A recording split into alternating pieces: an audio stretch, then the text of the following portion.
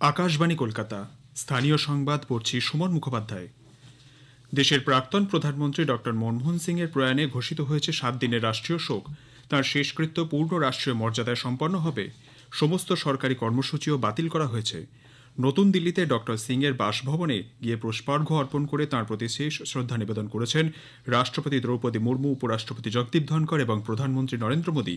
শ্রী মোদী বলেন, মানুষ কিভাবে তার পরিশ্রমের ঊর্ধ্বে উঠে সাফল্য শিখর স্পর্শ করতে পারে তার প্রকৃত উদাহরণ ছিলেন ডক্টর মনমোহন সিং।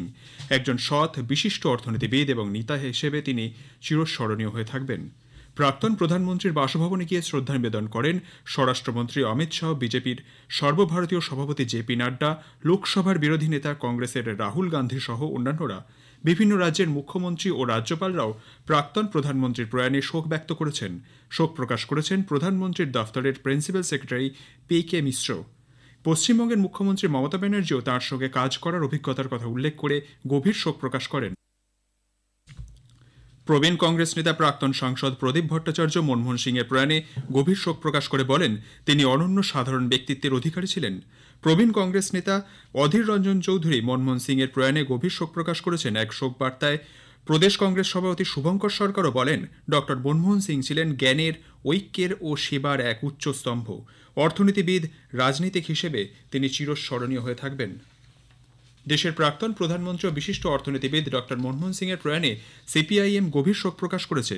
সিপিআইএম এর কোঅর্ডিনেটর প্রকাশ কারাট গভীর শোক প্রকাশ করে বলেন, প্রাক্তন প্রধানমন্ত্রী ডক্টর সিং ছিলেন ধর্মনিরপেক্ষ শক্তির প্রতি দায়বদ্ধ।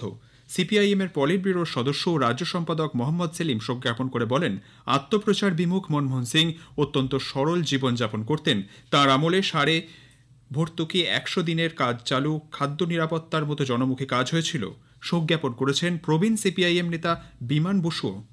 প্রাক্তন প্রধানমন্ত্রী তথা বিশ্বভারতীর প্রাক্তন আচার্য ডক্টর মনমোহন সিং এর প্রয়াণে পৌষ মেলার বিনোদন মঞ্চের যাবতীয় অনুষ্ঠান বাতিল করা হয়েছে। তবে পৌষ মেলা যথারীতি চলবে। কংগ্রেস সূত্রের খবর, প্রাক্তন প্রধানমন্ত্রীর মরদেহ আগামীকাল নতুন দিল্লিতে দলের সদর দপ্তরে সকাল 8টা থেকে 10টা পর্যন্ত জনসাধারণের শেষ দর্শনের জন্য শায়িত থাকবে। আগেই জানানো হয়েছে, গতকাল 92 বছর বয়সে প্রাক্তন প্রধানমন্ত্রী ডক্টর সিং দিল্লির all India institute of medical সায়েন্সে শেষ নিঃশ্বাস ত্যাগ করেন। দীর্ঘদিন ধরে তিনি বয়সজনিত অসুস্থতায় ভুগছিলেন। ভারতের সংস্কারমুখী অর্থনীতির জনক মনমোহন সিং দেশের অর্থনীতির আন্তর্জাতিকীকরণে গুরুত্বপূর্ণ ভূমিকা নিয়েছিলেন। পি.ভি. নরসিমহা রাওয়ের প্রধানমন্ত্রিত্বের সময় তিনি অর্থমন্ত্রকের দায়িত্ব সামলেছেন। 2004 থেকে 2014 এই 10 বছর কংগ্রেসের নেতৃত্বাধীন ইউনাইটেড প্রোগ্রেসিভ অ্যালায়েন্স ইউপিএ সরকারের প্রধানমন্ত্রী ছিলেন ডক্টর মনমোহন সিং। 1932 সালের 26শে সেপ্টেম্বর বর্তমানের পাকিস্তানের পাঞ্জাব প্রদেশের চকওয়াল জেলার গাহতে ডক্টর সিং এর জন্ম। পিতা গুরুমুখ সিং এবং মা অমৃত কৌর। দেশভাগের পরই তারা সপরিবারে অমৃতসর চলে আসেন। কৃতি ছাত্র, নামী শিক্ষক ডক্টর মনমোহন সিং তার বর্ণময় জীবনে 1982 সাল থেকে 1985 সাল পর্যন্ত রিজার্ভ ব্যাংকের গভর্নর ছিলেন। যোজনা কমিশনের উপাধ্যক্ষের দায়িত্ব সামলেছেন 1985 থেকে 1987 সাল পর্যন্ত।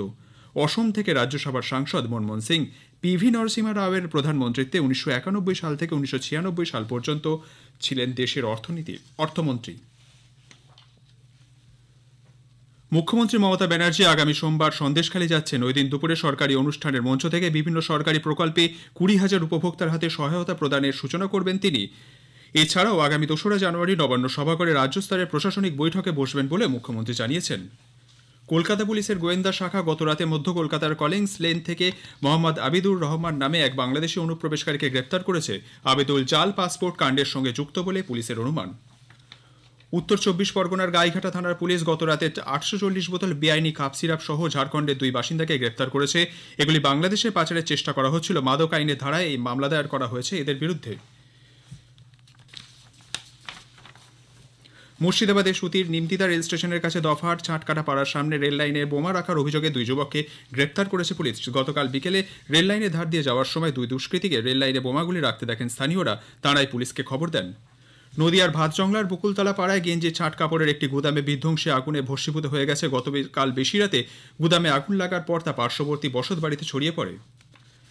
মালদার চাঁচল 2 ব্লকের মালতীপুর এলাকায় বিডিও অফিসের পিছনে আজ সকালে একটি দগ্ধ দেহ উদ্ধার হয়েছে। স্থানীয় বাসিন্দাদের বক্তব্য, সকালে আমবাগানের মধ্যে খড়ের আগুন নেই, মৃতদেহ জ্বলতে দেখা যায়। চাঁচল থানার পুলিশ ঘটনাস্থলে যায় ও দেহটি উদ্ধার করে ময়নাতদন্তে পাঠায়। ট্র্যাক রক্ষণাবেক্ষণের কাজের জন্য পূর্ব রেলের শিয়ালদা ডিভিশনের দমদম স্টেশনের ডাউন সাবারবান লাইনে আগামীকাল রাত 11:30 থেকে রবিবার 29শে ডিসেম্বর সকাল 6:30 পর্যন্ত ট্রাফিক ও পাওয়ার ব্লক থাকবে। এজন্য আগামীকাল শিয়ালদা ও ডানকুনির মধ্যে একজোড়া ইএমইউ লোকাল বাতিল থাকবে।